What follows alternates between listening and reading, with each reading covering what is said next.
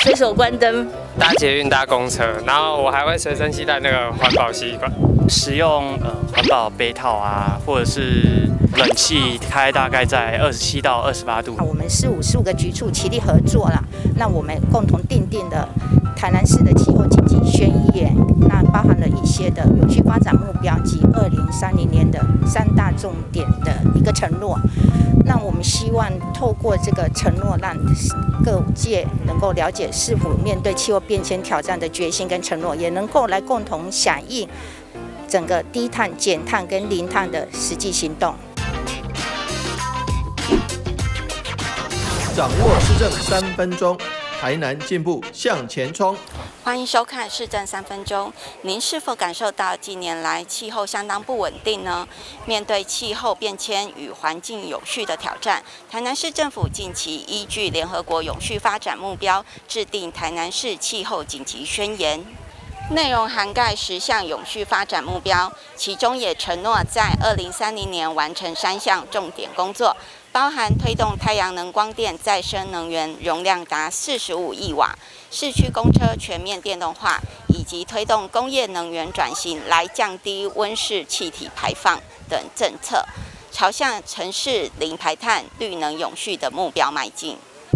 台南市政府也邀请市民朋友一同响应，从随手关灯、搭乘大众运输工具、自备环保杯、环保袋以及垃圾减量等日常小动作，共同爱护我们的地球。接下来我们来听听韦哲市长怎么说吧。今天非常高兴能够加入绿色和平的一个全球的一个行动，也就是说，希望我们达成气候紧急宣言的一个签署。全世界大概60%以上的人口都集中在都市，那所以说从都市开始来做这个环境的一个自我约束、自律他律的一个措施，我们觉得是有其必要的。对台南市而言，台南市是台湾第一个城市，即将进入建成400周年。不管是推动这个电动公车的全面使用，事实上台南在推动电动机车的使用，我们也都花费了相当多的经费以及这个人力来推动。那至于终极目标，希望能达到2050的净零碳排这个部分，我坦白讲，虽然那个时候我早就已经不是市长，而且年纪也很大了，但是我很乐于期待2050的时候看到这个成果。那这靠全体市民跟所有的市府成员，大家一棒接一棒的努力，希望能达到那个终极目标，能够为了挽救地球，为了挽救环境，我们尽一己之力，这个是我们无可推卸的一个重责大任。接下来请收看中嘉新闻。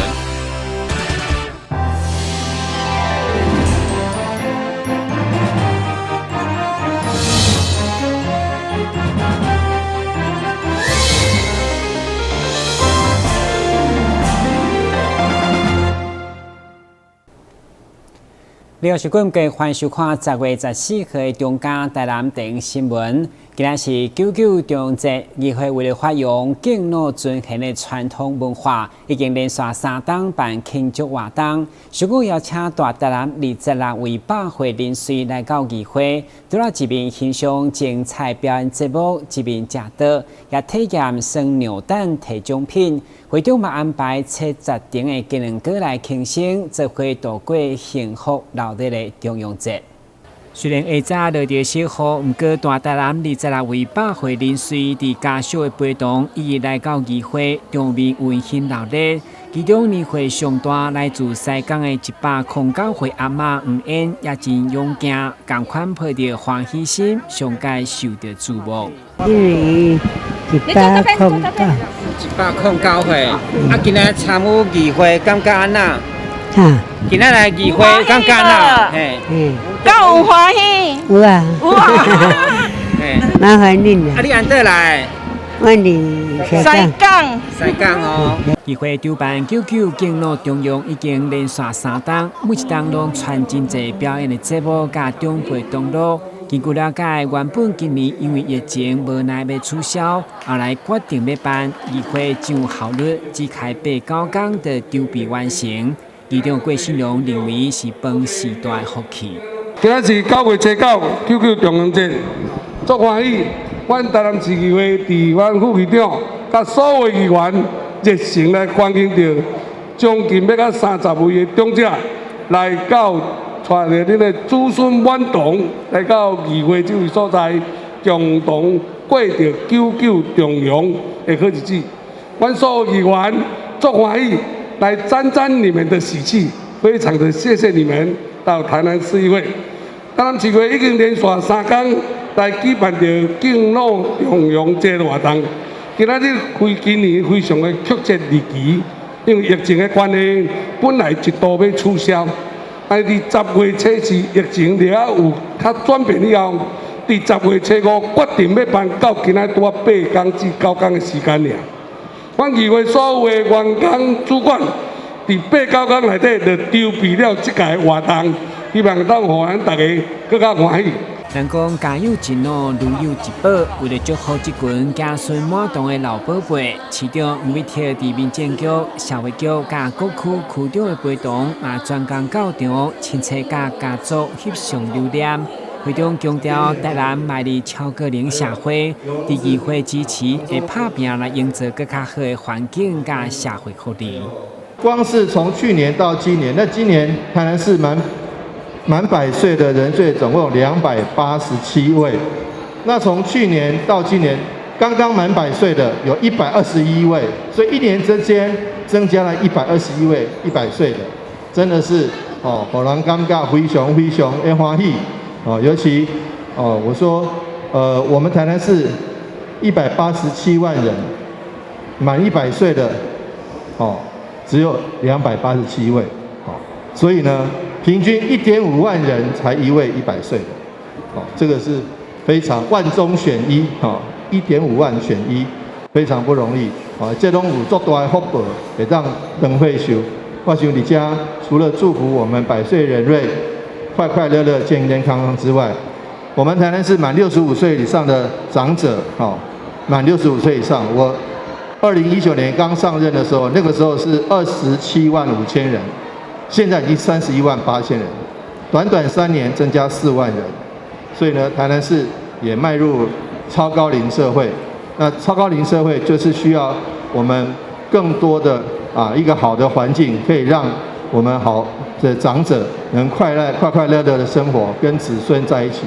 今年议会筹办中央敬老卖伊趣味的鸟蛋，要互时代一一来体验，而且鸟蛋的礼品嘛伫秀庙天坛、四侧大众庙，甲侪企业的赞助，包括每一位长辈手中的金牌加价价值已经超过100万。会中议长以公开抽奖，欢欢喜喜共同过中阳，场面相当热烈。希望得金元宝啦！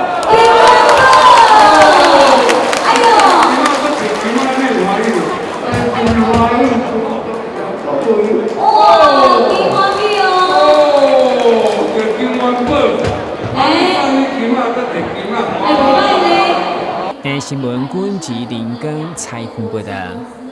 一直到今日14号为止，台南疫情加零已经连续112天。所市府嘛宣布10月23将盛大举办亲子嘉年华。上午主办单位教育局特别邀请悠悠家族的香蕉哥哥、甲蔓越莓姐姐以及神秘嘉宾到记者会，提前甲小朋友同乐，嘛为23号动工的活动来宣传。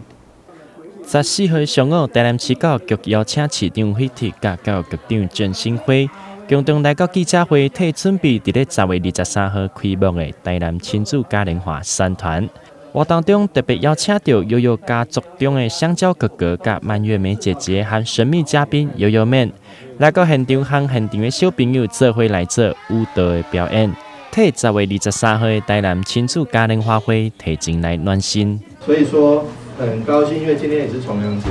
但是万圣节又快到了，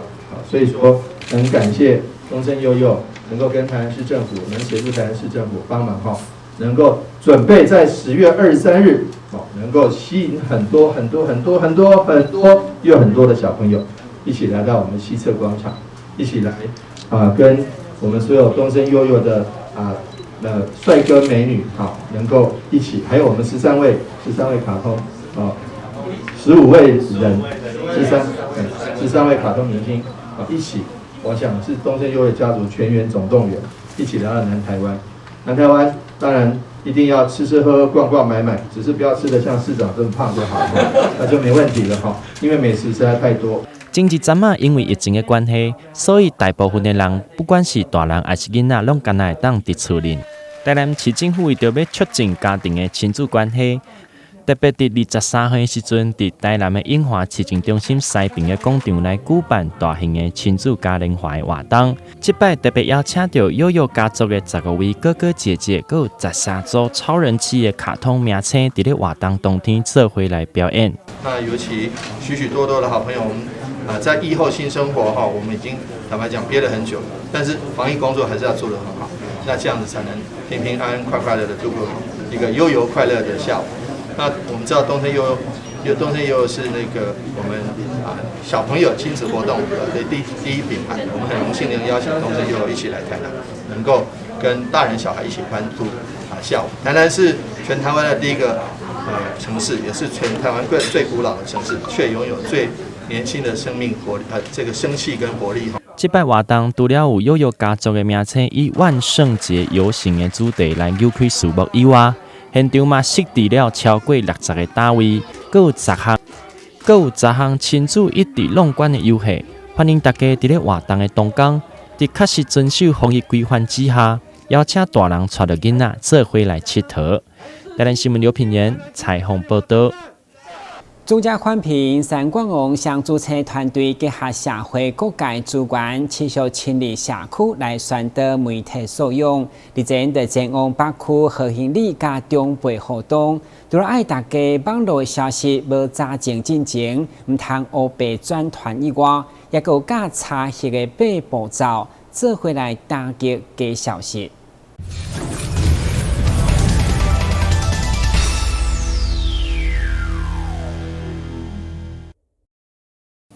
这群北区和兴里65岁以上长辈聚集，一起来听取中嘉宽屏所安排的媒体识读课程。根据美国普林斯顿和纽约大学研究指出，扰人就是假新闻最大的分享族群，而且透过 LINE 群组就是主要的传播管道之一。根据分析，因为老人相对病痛多，会关心相关医疗保健资讯，较容易接触到假消息。所以课程当中，透过实际案例教大家如何分辨。更重要的是，有8个查证软体来防止照骗。台湾事实查核中心，还有真的假的，事实查核跟真的假的，有这样那个真的假的啊？如果你对那个内容还有疑问，你还可以去人家的那个网站上，然后反映，你觉得这则讯息有可能是真的，有可能是假的，还会有专人来跟你分析。还有这种趋势科技防诈骗达人，这种的话还可以直接贴连结，然后购买那个网址，这样你就不会说随便乱点你的那个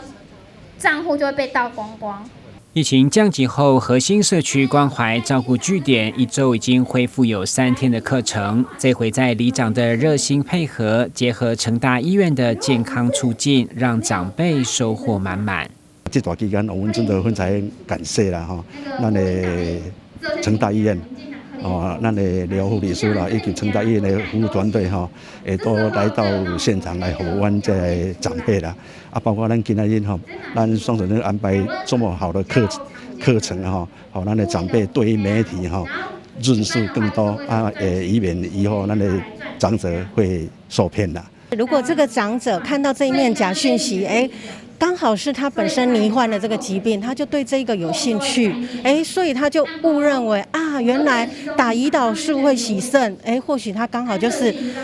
糖尿病进展到医生要叫他洗肾，要叫他洗肾或要叫他打胰岛素，所以当他自己清零到目前现阶段这个状况的时候，他就会把这个假讯息，他就会没有去求证，那他宁愿相信这些假讯息，然后来错过了医疗方面正确的处置。透过中嘉媒体、三冠王双子星有线电视到社区来宣导这个假讯息要怎么识读，对民众的一个媒体识读的一个影响，让他从他自身改变。或许我们这一场活动里面就有一些长辈把这些假讯息就在他这里终止了。中嘉宽频三冠王双子星团队结合各界资源，持续深入社区来宣传媒体识读，陪伴长辈一起来打击假消息。终结假消息，赞！记者郭文吉、林庚台南报道。先歇问一下，马上回来新闻现场。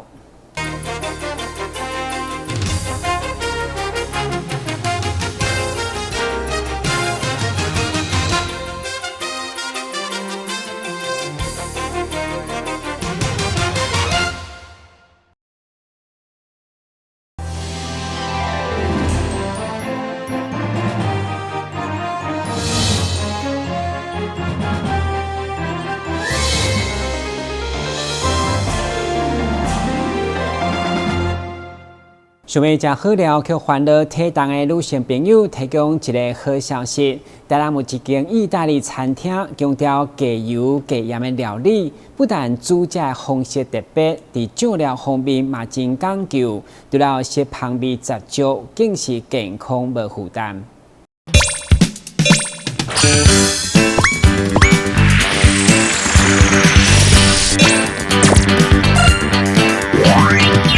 美食报备啊！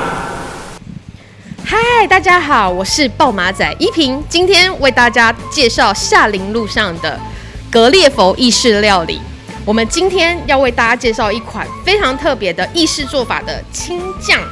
它是用小农契做的这种9层塔红汁的，我们一叶一叶把叶子剥下来之后手工制作，素食者也可以食用哦。还有其他非常美味的意式料理，像我们的薄饼很脆，它不是厚的哦，是脆薄脆的，而且有甜食类的薄饼。还有来这边必点的一个佛陀碗，我们把世界上的超级食物、健康食物都放在佛陀碗里面，还有金刚佛陀碗里面有猴头菇。Vegan 素食都可以食用，我看到很多素食者来，他一定会点哦。大家美食报马仔依萍，这次要推荐给大家格列佛意式料理餐厅，伫夏林路顶已经开业10档，餐点主打加油加盐轻食料理，因为食材选用讲究，料理方式又够健康，深受真侪爱水的办公室 OL 的推荐。这一道的话就是我们的金刚佛头丸，那其实它里面的配料最主要就是植物性的蛋白，那像其中上面的话，这个的话就是酥炸猴头菇的部分，那我们还有搭配松露油，对，去增添它的香气。那像我们的防疫便当，一般的话像猪五花的话，外面都是用直接煎烤的一个手法，那我们是先蒸煮过再去做煎烤的一个料理程序，那它在口感跟香气上面呢，其实会更为丰富。另外，位伫咧东区东风路顶的坤岛 social 餐酒馆，伊的餐点嘛是结合餐酒馆的特色，以酒来入菜调味，非常的特别。嗨，大家好，我是今天的美食报备啊，我是 Tina。那今天的话，我们来到坤岛 social， 我们是要介绍他们今天新出的那个油封猪菲力跟酒醉鸡沙拉。那酒醉鸡沙拉的话，它口感上面的话会比较清爽，它是用绍兴酒下去做调制的。那口感上面的话会比较不会那么的厚重。油封猪菲力的话是用酥肥鸡下去做调制的。那我觉得这个还蛮特别的。通常外面的话都是用鸭胸下去做调制，那他们是用猪肉下去做调制，我觉得口感上面还蛮嫩、蛮特别的这样。今天呢，介绍了2道的轻食，一道是酒醉鸡沙拉，另外一道的话是油封猪菲力。那这2道的话，其实都还蛮适合就是上班族啊吃的。那这里的话，油封猪菲力我们是采用酥肥鸡的方式下去烹调，用小火下去香煎。那这里的话，上面淋的话是香平酱，那2者一起搭起来，它们软嫩，然后而且口感是蛮特别的。那这都是比较健康的蔬菜。那油封猪菲力的话，我们主要是用绍兴酒的方式下去腌制，然后再搭配枸杞、人参须这些比较健康的一个食材。那整体呈现上面来说的话，这一道菜的酒香味蛮十足的，但是吃下去它不会很厚重，让你觉得好像很不舒服的酒精味，但是比较清爽的。那这2道菜的话，就是推荐给大家来食用哦。看完今日的美食报马啊，你敢有巴肚枵呢？观众朋友若是有想要推荐的美食，只要你是真心感觉好食，欢迎伫香竹西三冠王脸书粉丝团，也就是 YT 频道，这支影片下骹留言推荐，你就有机会成为后一个美食报马哦。台南新闻张秀伟采访报道。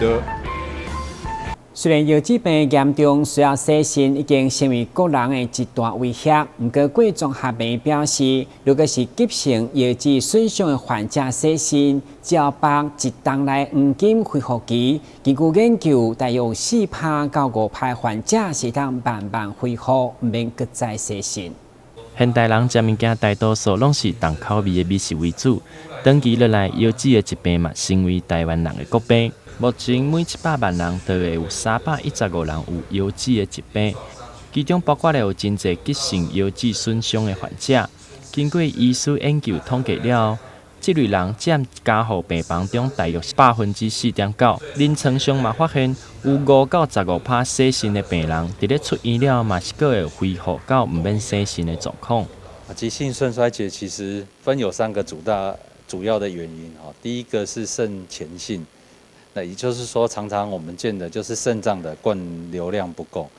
那第2个原因，次要常见的是肾脏本身肾源性的问题。哦，譬如说常见的我们是间质性肾炎，或者是一些中草药、止痛药，或者是我们有一些败血症所导致。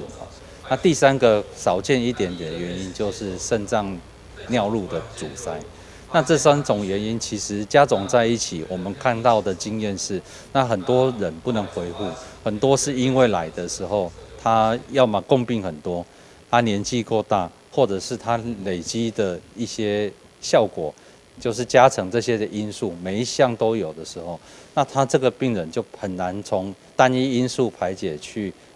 他的肾脏的问题，所以他的回转时间就会变得很慢很长。甚至是就没有机会。医师表示，根据美国 USRDS 的资料显示，所有洗肾的患者中，大约有5%的病人腰子功能会当恢复，而且恢复的时机通常伫咧洗肾了的2礼拜左右。但是要特别注意的是，如果若超过1档的黄金期，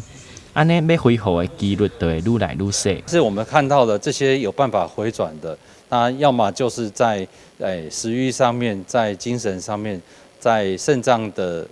自己的摄取上面，其实有慢慢在增加。那一旦因素去除的时候，这些病人他其实就像我们骑脚踏车一样，辅助之后，其实这个病人就有机会自己慢慢的走向恢复的道路。那所以我们这中间其实要提醒患者其实避免一些不必要的伤害那这不要伤害，就是说，当肾脏发生了急性肾损伤之后，其实它已经就归类在肾脏损伤之后所谓的慢性化的阶段。那这时候还是一样，我们传统肾脏的保健也就是说，我们血糖、血脂、血压的部分要控制。那我们低盐的摄取那这些病人同时要自己观察每一天的尿量。最后要提醒大家，若是曾经有过急性腰子损伤的患者，虽然好完，但是将来发生慢性腰子病的几率会相对比一般的人较悬，必须要常常来注意并定期接受检查。台南新闻刘品言采访报道。感谢收看10月14日中嘉台南电视新闻，我是顾文杰，咱再会。